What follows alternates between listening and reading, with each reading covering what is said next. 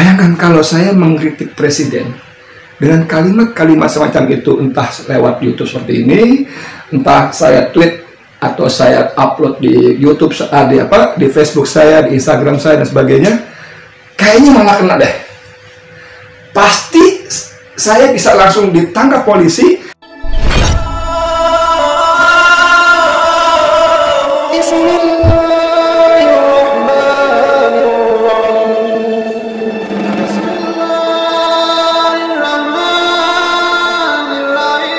Bismillahirrahmanirrahim. Assalamualaikum warahmatullahi wabarakatuh. Alhamdulillahirabbil alamin. Hamdan katsiran kama amar. Asyhadu an la ilaha illallah wahdahu la syarikalah wa asyhadu anna Muhammadan abduhu wa rasuluh la nabiyya ba'dah. Rabbi shrah li sadri wa yassir li amri wahlul 'uqdatam min lisani yafqahu qawli. Shadaqallahu azim. Sahabat surga cahaya dimanapun Anda berada, subhanallah. Mudah-mudahan semua sahabatku dalam keadaan sehat walafiat dan mudah-mudahan dijauhkan dari wabah pandemi dan Covid, dan insya Allah diberikan selalu nikmat dalam bentuk rezeki yang halal, rezeki yang berkah, yang menghantarkan ke tempat yang berkah dan menghasilkan dan mengakhirkan kita dalam keadaan husnul khatimah. Amin ya rabbal alamin. Sahabatku yang rahmat Allah Subhanahu wa taala, ada kalam yang begitu indah dari Allah Subhanahu wa taala. Apa kata Allah di dalam surat Asr ayat terakhir? Kata Allah Subhanahu wa taala, "Illal ladzina amanu wa amilus solihati wa tawassaw bil haqq wa tawassaw bil sabr." Orang-orang yang beriman itu harus saling nasihat menasihati untuk kebenaran dan saling nasihat menasihati untuk kesabaran. Maka sahabatku yang rahmat Allah Subhanahu wa taala, sebagai rakyat yang baik, kita harus memberikan nasihat kepada pemimpin dan penguasa kita yang sedang salah, tapi dalam bentuk kebenaran. Dan juga sahabatku yang rahmat Allah Subhanahu wa taala, sebagai Anda pemimpin maupun penguasa, ketika dinasihatkan Anda harus sabar. Karena apa? Karena untuk kebaikan. Belajar kisah dari seorang Imam Ahmad bin Hanbal yang sedang berada di atas pelana onta, kemudian dia berjalan dan kemudian dia menegur seorang anak kecil. Apa kata dia? "Hei anak kecil, hati-hati dengan sendal tengkelek itu, engkau bisa jatuh." Apa kata anak kecil tadi? "Terima kasih Tuan Imam." Lalu apa itu terjadi? "Kalau boleh aku memberikan engkau nasihat Tuan Imam?" "Boleh, silahkan." "Hati-hatilah engkau dengan jabatanmu." Kenapa? Tidak sedikit orang-orang yang terpeleset gara-gara jabatannya masuk ke dalam jurang api neraka jahanam. Allahu Akbar. Betapa luar biasa dan dahsyatnya sahabatku yang dirahmati Allah. Maka sahabat, kita nasihati pemimpin kita. Kita berikan masukan kepada pemimpin kita. Yang baik katakan baik, yang benar katakan benar, yang salah katakan salah. Inilah yang terbaik. Makanya ada kalimat dari Allah Subhanahu wa taala, "Wa ta'awanu 'alal birri wat taqwa wa la ta'awanu 'alal ismi wa du'an." Dan saling mengingatkanlah engkau tentang kebaikan dan jangan engkau saling mengingatkan dalam kejahatan dan kezaliman. Wattaqullaha, dan bertakwalah engkau kepada Allah. Innallaha sadidun iqab. Apa yang terjadi? Sesungguhnya azab Allah itu sangatlah pedih. Maka hari ini sahabatku yang dirahmati Allah, kita berikan nasihat kepada pemimpin kita, kepada penguasa kita, kepada penegak hukum kita, kepada semua aparatur negara kita yang memimpin negara kita, yang kita berikan kepercayaan saat ini kepadanya. Hati-hatilah dengan jabatannya, supaya jangan semena-mena terhadap orang-orang yang memberikan amanah, terutama kepada rakyat. Jangan salah menggunakan amanah rakyat dalam bentuk uang-uang rakyat yang ada selama ini. Maka sahabatku yang dirahmati Allah Subhanahu wa taala, yuk sama-sama kita nasihati dengan nasihat yang baik.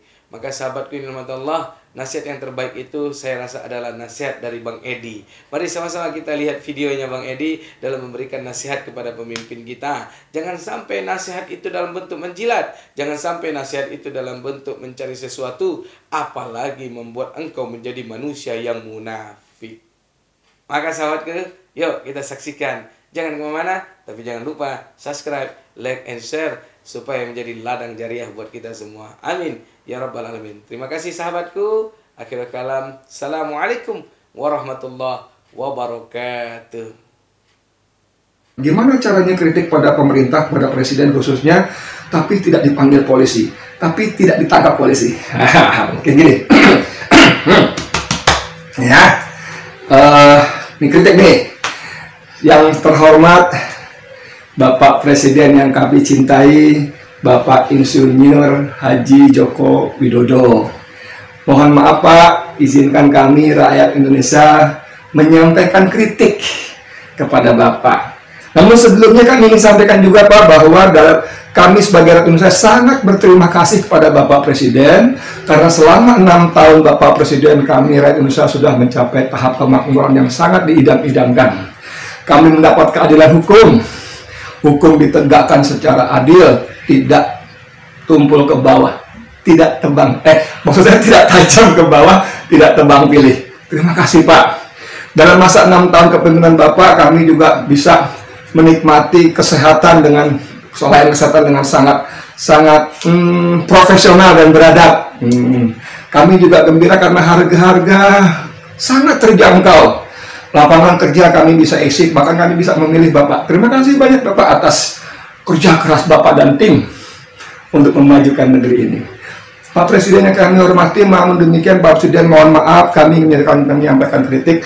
Mohon kalau bisa Mbok Yao disusun sebuah undang-undang ketentuan presiden atau apapun namanya yang memberikan tunjangan kepada warga yang belum punya pekerjaan, kepada rakyat Indonesia yang belum punya pekerjaan, supaya mereka juga bisa lebih tenang, mungkin bahkan bisa berkontribusi lebih besar pada Republik Indonesia. Nggak usah besar-besar, misalnya untuk pengangguran dikasih tunjangan 1 bulan 5 juta. Kalau sudah berkeluarga dengan 1 istri 2 anak, tambah masing-masing 500.000, jadi dapat 7 juta. Misalnya begitu Pak. Ini kritik loh Pak, tapi saran juga. Mohon Pak Presiden yang sangat kami banggakan, yang sangat kami hormati, bisa memenuhi kritik kami. Terima kasih Bapak. Saudara, kita barangkali ya, kritik yang harus kita sampaikan supaya kita tidak dipanggil polisi, supaya kita tidak ditangkap polisi karena tidak melanggar undang-undang ITE. Bagaimana saudara? Ada komentar? Ada respon gimana? Kritik saya tadi bagus nggak? Aman nggak? Tapi kayaknya nggak juga deh. Bayangkan kalau saya mengkritik presiden dengan kalimat-kalimat semacam itu, entah lewat YouTube seperti ini, entah saya tweet atau saya upload di YouTube, di Facebook saya, di Instagram saya dan sebagainya, kayaknya malah kena deh.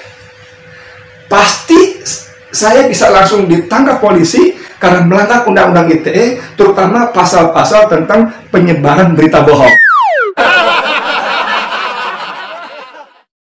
Karena melanggar undang-undang ITE, terutama pasal-pasal tentang penyebaran berita bohong.